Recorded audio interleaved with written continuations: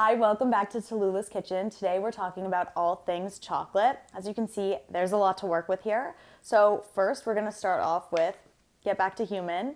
This is a salty dark chocolate. I've had it a few times before, but I've never really thought about what I could put it in. So if I can break this bar.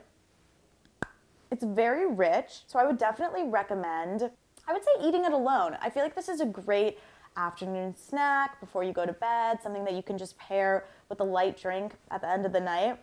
It's very, very rich and really salty. So if you like salt, definitely do this. If you're not trying to have a sodium face the next day, maybe skip it. But it's really delicious. The next chocolate we're gonna try is the milk chocolate from 365. It's very creamy. I would say if you melt this down, mix it in with your butter, this would be great in a chocolate cake.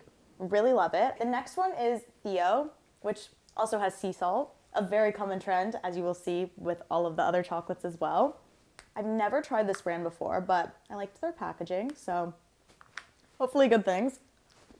I would say you could still eat this alone, but it could also be really great if you pair it on top of ice cream or as a little bit of a side dish, because it still has a lot of that saltiness that might be overpowering if you do incorporate it fully into a brownie or something like that.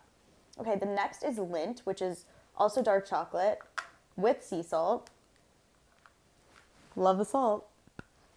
I would say you don't taste the salt as much as the other two, but it's something that is better to be incorporated. I would say that while the others are better as toppings or standalone, this is gonna be great when you're making, once again, a chocolate cake, a brownie, or even if you're just like trying to create a chocolate ganache. And the last bar is Ghirardelli. This is 72%. Which is stronger than the other ones.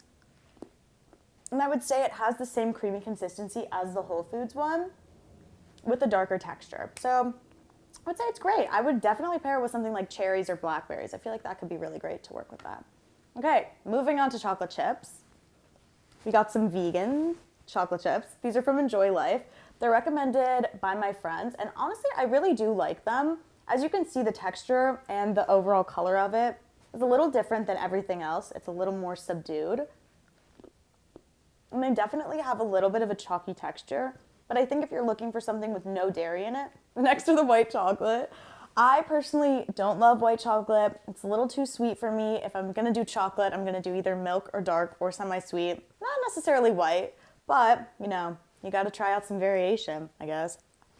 I would say they're very, very sweet. I would definitely pair this with something that has an earthier, more bitter type of texture, like a matcha. So if you're making a matcha cookie, kind of want to have a little more sweetness in there, I would definitely add these.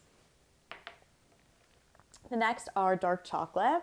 They're very good. I would say they're very, very creamy. So if you're looking for a dark chocolate that's going to easily blend into different things, I would say go with a dark chocolate chip because it's not too much and it's not too overpowering. I use these exact chips in my cookie mix. Are these semi-sweet chocolate chips. They have hints of vanilla. They're delicious, and I do eat these by the handful at home. So I would say if you're looking for something that incorporates saltiness, you know, the textures of milk chocolate, that's very creamy, also a little bit of bitterness, you should definitely go with a semi-sweet chocolate chip, like these. And yeah, that's it. Cheers.